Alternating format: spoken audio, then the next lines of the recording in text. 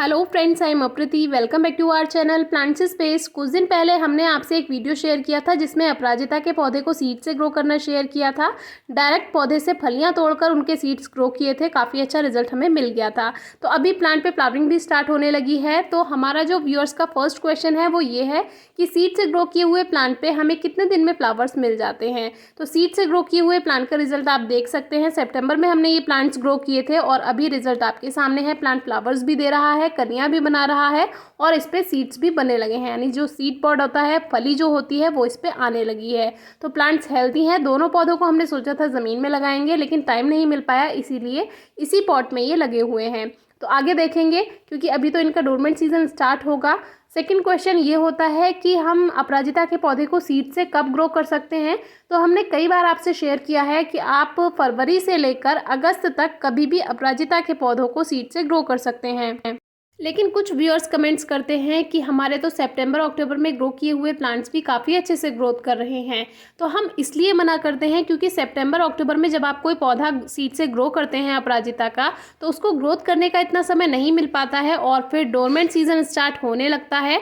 तो फिर पौधा ग्रोथ वहीं पर रोक देता है, तो छोटा का छोटा ही पौधा रह जाता है। इसीलिए कहते हैं कि आप अगस्त तक ग्रो कर लीजिए। अब जैसे ये प्लांट है तो ये थोड़ा सा ग्रोथ कर चुका है, लेकिन अब डोरमेंट सीजन स्टार्ट होगा, सर्दियों की शुरुआत होगी। सर्दियों की शुरुआत से मतलब ये नहीं है कि आप अक्टूबर में स्वेटर पहनने लगेंगे। सर्दियों की शुरुआत से मतलब ये है कि मौसम में बदलाव आएगा और जब बदलाव आएगा तो प्लांट्स का डोरमेंट सीजन स्टार्ट होगा और प्लांट्स की ग्रोथ धीरे धीरे स्लो होती जाएगी और फिर बंद हो जाएगी सर्दियों में। तो इसीलिए हम आपसे मना करते हैं। ये जो पौधे हैं ये इतने ही रहेंगे, थोड़ी सी ग्रोथ और कर लेंगे बस नवंबर तक, बल्कि अक्टूबर लास्ट तक ही, और फिर इनकी ग्रोथ यहीं पर रुक जाएगी। अब हमें अगर इनको सेव करना है तो इतने छोटे के छोटे पौधे हमें रखने होंगे और फिर फरवरी मार्च में जाकर इनमें न्यू ग्रोथ होगी। तो हर बात को मना करने के बारे में कोई ना कोई रीज़न होता है। अब जैसे रिपोर्टिंग का भी एक रीज़न है। रिपोर्टिंग कभी भी उन प्लांट्स की आप सितंबर अक्टूबर में ना करें जिनका डोरमेंट सीजन स्टार्ट होने वाला है, यानी कि जो पौधे अब सोने जा रहे हैं, ग्रोथ बंद करने जा रहे हैं, उनको आप रिपोर्ट ना करें। वो काम आप फरवरी मार्च में कीजिए। अब जैसे ये प्लांट्स हैं, ये वही दोनों पौधे हैं जो सीड से ग्रो किए हुए प्लांट्स इनके साथ में हमने ग्रो किए थे, लेकिन इनको ट्रांसप्लांट नहीं किया। तो हमारे कुछ व्यूअर्स के कमेंट्स होते हैं कि क्या ट्रांसप्लांट करना ज़रूरी है। तो ट्रांसप्लांट करना इसलिए ज़रूरी है कि पौधे को नया सॉइल मिक्स मिल जाता है और उस पॉट में मधुकामिनी की जड़ें काफ़ी फैल चुकी हैं, इसीलिए वो प्लांट्स ग्रोथ नहीं कर पाए और उनको हम ट्रांसप्लांट भी नहीं कर पाए। तो वो हम बाद में आपसे कभी शेयर करेंगे। अब सर्दियाँ आ जाएंगी तो पौधे वहीं ग्रोथ रोक देंगे अपनी। तो अभी हमारे जितने भी अपराजिता के पौधे हैं उन सभी में काफ़ी अच्छे से फलियां बनने लगी हैं और आप देख सकते हैं कि कितना अच्छा रिजल्ट हमें मिल रहा है।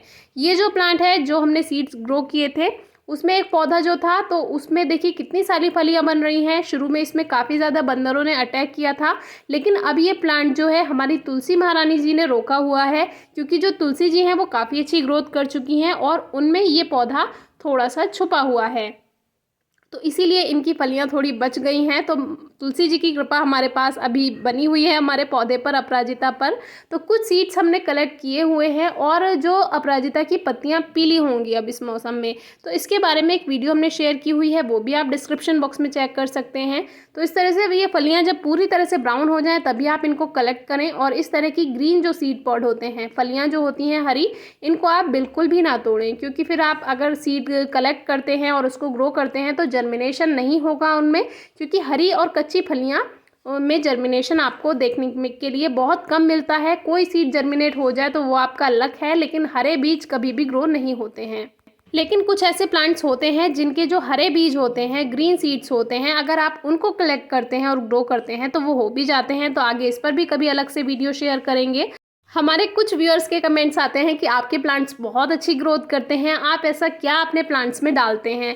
तो देखिए, थोड़ी सी देखभाल की ज़रूरत होती है। हमारे यहाँ पर इतने ज़्यादा बंदर हैं कि आपसे क्या बताएं, और जैसे ही हल्की सी आहट होती है हमें अपने गार्डन में देखने के लिए आना होता है, क्योंकि रोज़ कुछ ना कुछ नुकसान हो ही जाता है। अब इन्हें देखिए, ये हमसे परेशान हैं, हम इनसे परेशान हैं। हम इनसे इसीलिए परेशान हैं क्योंकि ये हमारे प्लांट्स को बेकार कर जाते हैं, और ये हमसे इसलिए परेशान है कि हम इनको अपने गार्डन में बैठने ही नहीं देते हैं। क्योंकि जैसे ही हल्की सी आहट होगी और हम तुरंत से अपने टेरेस गार्डन में आएंगे और देखेंगे कि ये बंदर आ तो नहीं गए हैं। अब देखिए, जहाँ जाकर बैठा है उसी के नीचे वो अपराजिता का पौधा रखा हुआ है जिस पे ढेर सारी फलियां आई हुई है। तो फिलहाल इनका मुंह पूरा भरा हुआ था, इसीलिए इनको नुकसान करने में कोई इंटरेस्ट नहीं था। तो आज की वीडियो आपको कैसी लगी कमेंट बॉक्स में ज़रूर बताइए। कोई क्वेरी हो तो ज़रूर पूछिए। Thank you.